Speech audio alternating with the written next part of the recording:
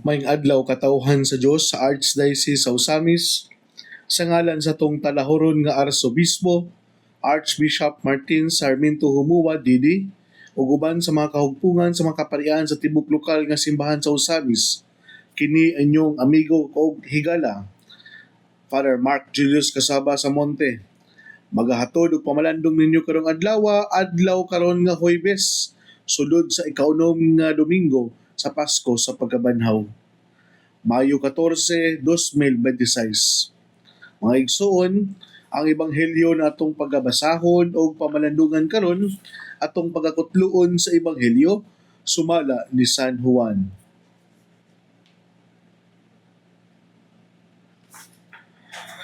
Si Jesus mingon sa iyang mga tinunan, "Nahigugma ako kaninyo, ingon nga ang Amahan nahigugma kanako.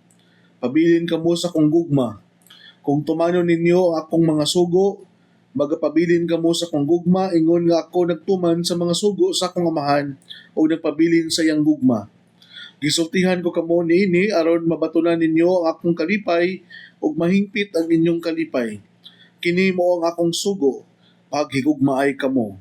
Ingon nga ako nahigugma kaninyo. Ang labing dakong gugma nga ikahatag sa usa ka tawo ngadto sa iyang mga higala mao ang pagpakamatay alang kanila. Kamo akong mga higala kung buhaton ninyo ang gisugo ko kaninyo. Dili ko na kamo tawgon nga mga sulugoon kay ang sulugoon dili mahibalo sa gibuhat sa iyang agalon.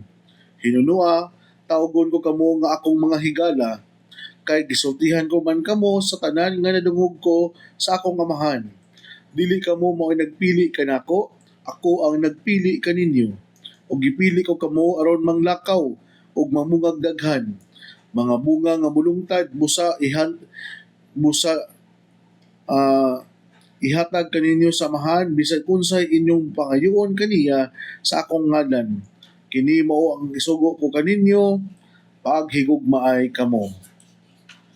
Mga igsoon, ang ebanghelyo sa Ginoo. Daygon ikaw Kristo. Mga igsoon, karon Mayo 14, 2026, adlaw Huwebes, karon atong gihandom si Saint Matthias, usa ka apostoles na matud pa is a name derived from Matthias, usa ka Hebreo signifying gift of Yahweh. Matthias was one of the 70 disciples of Jesus, had been with him from his baptism by John to Ascension. So, inana ka significant ang pagka-apostoles o pagsusunod ni Matias. Nagikan sa sa pagsugod sa public ministry ni Jesus, gibunyagan siya ni Juan hantod sa pagkayab ni Jesus ngadto sa langit.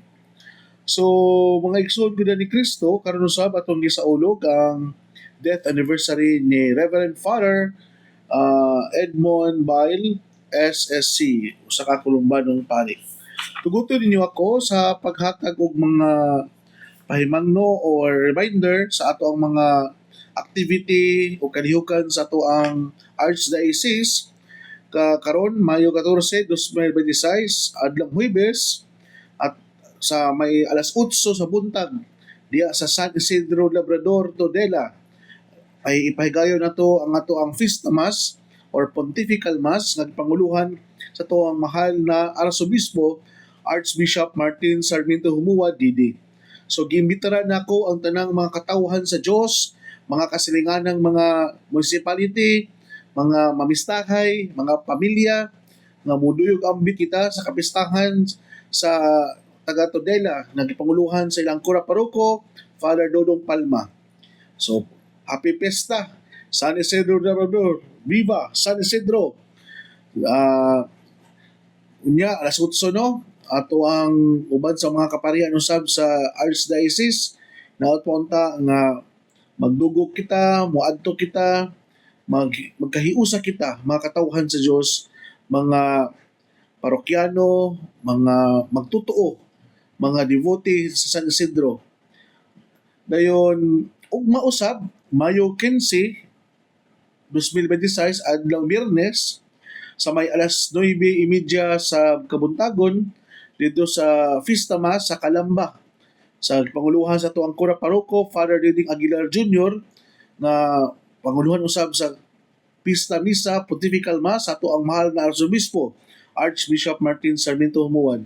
So sa mga kasilinganan diya no na mga parokya o mga municipalities moadto kita sa Calamba piyesta usab sa ni San Isidro Labrador dito no mga igsoon Mayo 16, 2026 adlaw Sabado usab sa may alas 9 sa buntag Festa Mass or Pontifical Mass dito sa Villaflor Parish or Kita City nagipanguluhan silang Cura Paroko Father John Andel Baran. Happy Pesta San Isidro Labrador. Father Andel John Baran ang usa sa mga batagong pari o usa sa mga bag-o usab nga parokya sa Archdiocese sa Osamis. Atong taga-suporta nga to ang bagong parokya no sa Villaflor nga at least makabisita mo sa bag-ong gi-construct diya nga simbahan unsa para kung naapod mo yung mga kapasidad nga motabang sa pag-construct mo ato ang kita usab unsay mga progress unsay mga kalambuan sa bagong parokya diya sa Villaflor o Roquita City. Happy Pesta mga fathers. Dayon sa maong adlaw ra gyapon Sabado pag alas 5 sa hapon atong pagasugaton atong mga delegates sa gikan sa mga nagkadaiyang mga dioceses diya sa Dupim ang opening mass diya sa CCRM Clarin Parish. So welcome usab sa advance sa ato ang mga CCRM delegates coming from Dupim dioceses Dipolog, Osamis, Pagadian, Iligan ug Marawi. So mo kini ang mga activity no sa ato ang diocese sa Archdiocese sa Osamis karong simanaha mga igsoon sa atong mga magtutuo. Please be guided at least kabalo mo unsang mga parokyaha ug asa dapit ang venue o unsang orasa kung gusto ta mo attend sa maong mga activity. Mga igsoon gud ni Kristo karon ang ebanghelyo nato gikan sa ebanghelyo ni San Juan usa ka challenging kayo nga hagit ni Jesus. Paghigugmaay kamo nga sama ako nahigugma kaninyo nga mahal nahigugma kanato.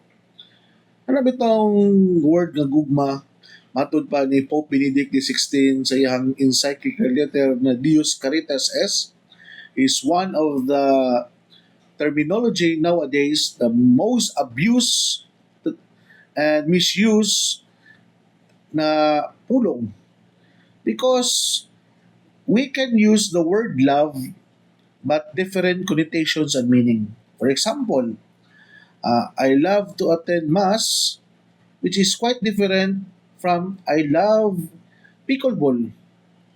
So, pareho mo na higugma, pero ang iyang dignity of loving sa iyang i-quantify na to siya, asa na ang mas bugat? I love to attend Mass or I love to play pickleball? Ay usahay man god yes you love to attend mass pero ano man usahay nga mas kompromiso pa man nimo ang misa tungod kay naa kay dula bitaw just a matter of lang na analogy mga igsoon wala na personalan. Ang punto na ko ba is mo ni nga muingon tag I love pero lahi-lahi ang kabugaton sa gugma na atong but pasabot. What is my point, dear brothers and sisters in Christ? Na dili ta magpataka o gamit sa word nga gugma kung wala kita tinuod nakasinati sa maong gugma nga atong but ipasabot. Mura siguro po ni ang gustong ipasabot ni Pope Benedict XVI nga kanang in using the term or the word love asa man ka nagikan ni ana asa man yung na siya pinaguhugutan kay kung ikaw nagamit lang ana just to please the person nga imong gisultihan you are abusing or you are misusing the word love. Mao na nga bantayanan nato no Ano ba itong ingon ni John Lloyd na naniniwala ka ba sa love at first sight? Just to win the heart of the person? Mao na nga, ikaw po, napog kay kakulangon sa imuhang pagbati, dali ra po ka ma-in love, dali ra po ka ma-develop, ino na ka naniniwala ka ba sa love at first sight? Nagtuod yung ka nga gwapa na yung kay ka, gwapo na yung kay ka, mao na nga, may kag oo, na mao na nga, una pa lang lantaw nimo, sure ka nga naa nag-love dayon na develop. So unsa man nga klase nga love na nga unang kita pa lang love na dayon, which is ang ingon sa ebanghelyo na to karon no, kanami tang gugma nga andam nga mo sakripisyo ug magpakamatay sa iyang hinigugma. Inana dayon di ay gyud ang impact sa first sight nga imuhang na nagmut pasabot niya na. So, di ta mo question siguro no kay paano po naman po yung mga gugma po siguro nga inaanak kadali ma-develop. Pero ang punto lang ako mga igsoon nga let us not try to abuse the term love. So, karon kita mga tao na aning kalibutan na every now and then we are using the term love because we love eating, we love jogging, we love going to other places, we love going to the mall. Usa, ana, I love you, ana. Uh, uh, I I love this I love this place. I love this uh, I love my vocation, ana. So hopefully in using the word love kabaluta nga it is always coupled with sacrifice and it is always coupled with kanang pag-antos. Dili ito ingon na nga moingon tag I love this vocation. Moingon kag I love this vocation sa akong pagkapari sa tupa bisan pag magkahiunsa bisan pa og bali-balihon ko lutuson ko sa maong bukasyon dili ko dapat dali mo give up og isurrender na ko ang bukasyon kay nigugma man ko sa maong bukasyon bisan pag full of discouragement na usahay nga nang usahay mawad-an kag gana mawad-an kag meaning tungod kay mura og kanang tungod pud sa mga panghitabo sa imuhang kasinatian dayon mao na nga kay gilove man nimo imong bukasyon bisan pa og pait na usahay pitos na usahay you continue to surrender your life to that chosen vocation. So nana, kumiyon ka og sa kaminyoon pod, I love you.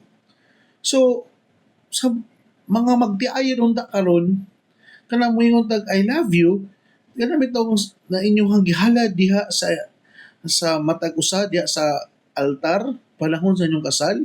Diha sa bisan pag wala pa mo gikasal sa panahon nga nag-inanay mo I love you during sa inyong love making. Dili bitaw ta siya ang mga basta-basta lang nga love nga mo fade sa panahon nga makasinati ka mo kapitos ug kanang mga problema ug pagsulay sa kinabuhi.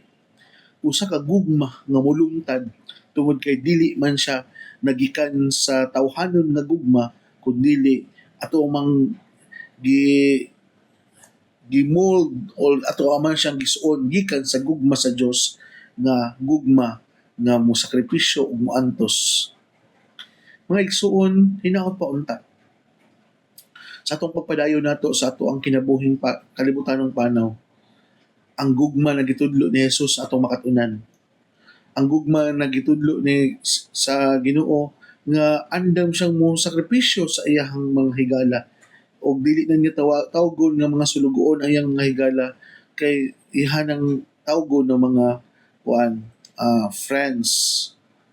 Di ba? Mauna nga kung ikaw manggod nga naa kay lawom nga paghigugma sa usa ka tawo, bisan pagdaghan siya sayop, bisan pagdaghan siya og mga flaws and imperfection, you continue to love the person.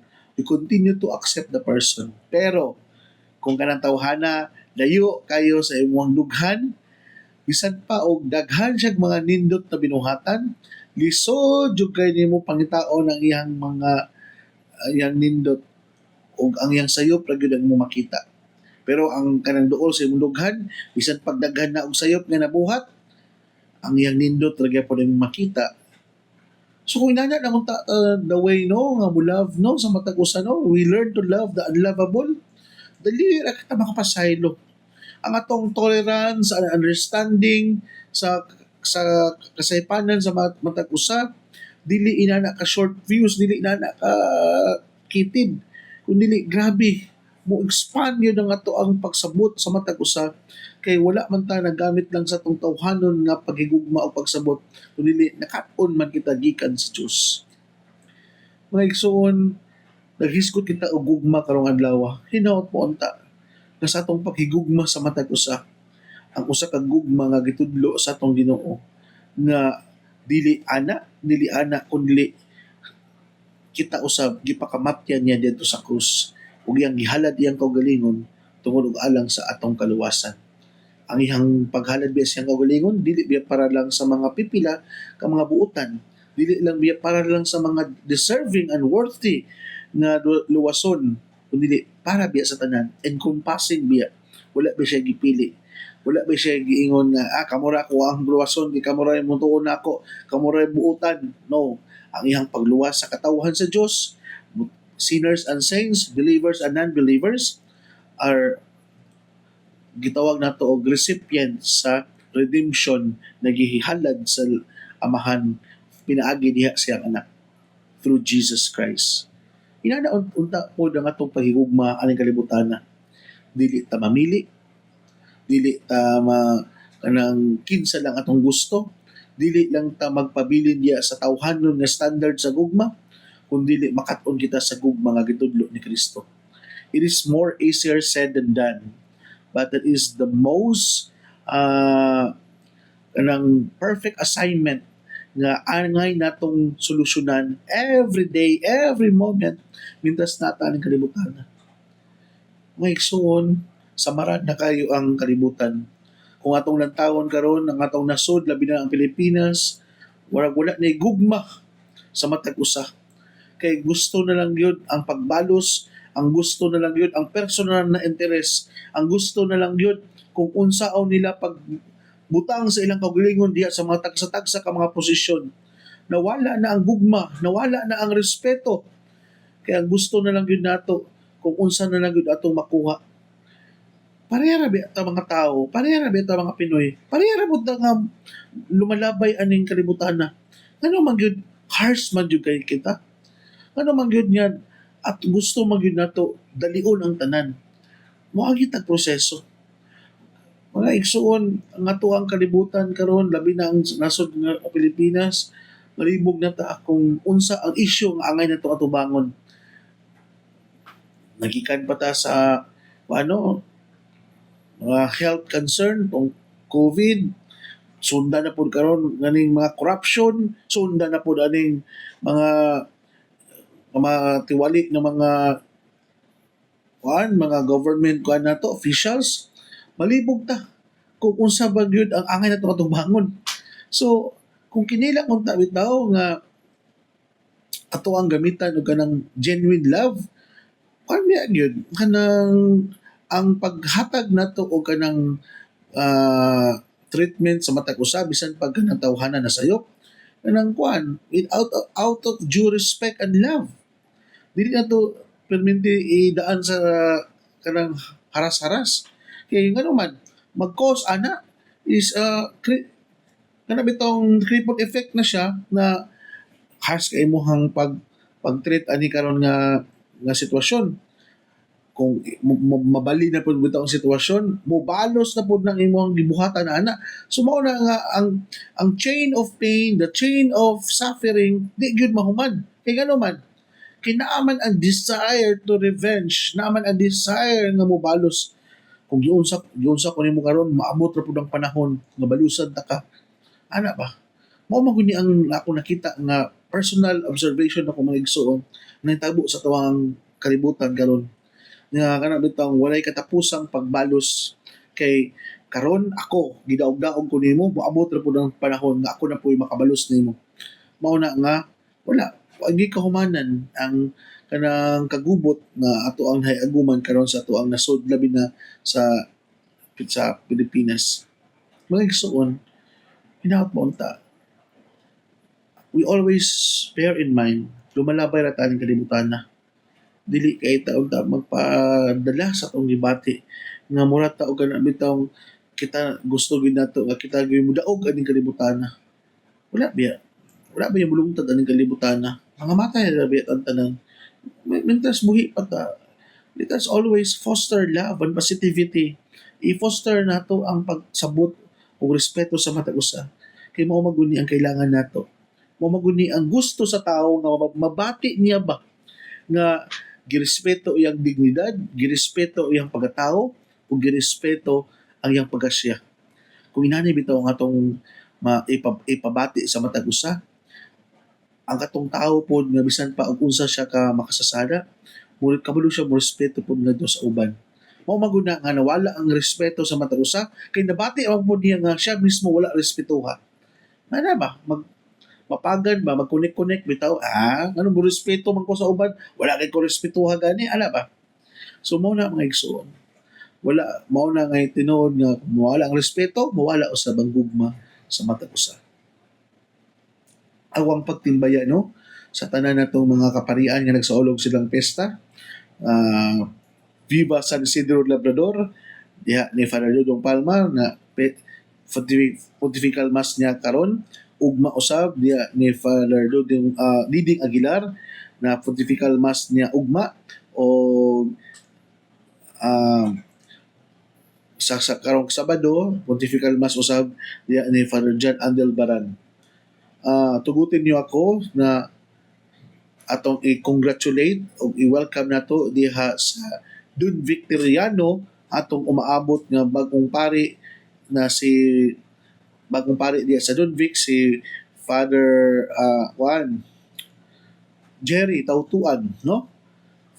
Atong iampo atong igsuong pari nga sa iyang bagong assignment naay mga adjustment usab no nga ang mga tao bag-o mudawat sila sa bagong diocesan nga pari diya sa Don Victoriano na we hope and pray nga naay smooth mapagbinayloay na bisan pa man og naamay mga kabaguhan pamaagi sa mga Kolombano nga religious kay sayod man kita nga napoy sila kagulingong pamaagi o napoy laing pamaagi, pero the same ang vision, the same ang mission to preach the good news, to proclaim the kingdom of God to the people of God diha sa Don Victoriano.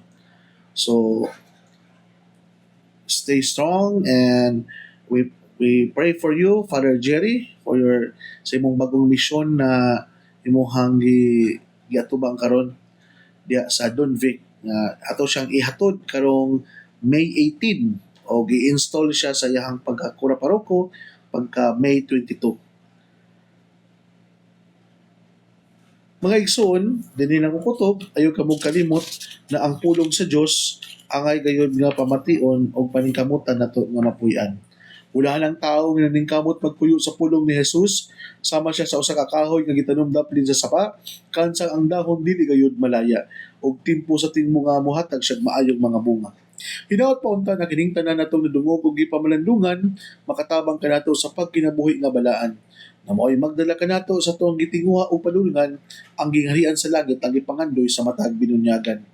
Igsuod ug manausab uban sa pangama sa tumahal nga birhen na si Santa Maria natong gitawag dinhi sa misamisnon nga birhen sa kuta, ang Dios magapanalangin unta kanato sa ngalan samahan sa anak sa Espiritu Santo. Amen. Daghang salamat ug God bless kanatong tanan.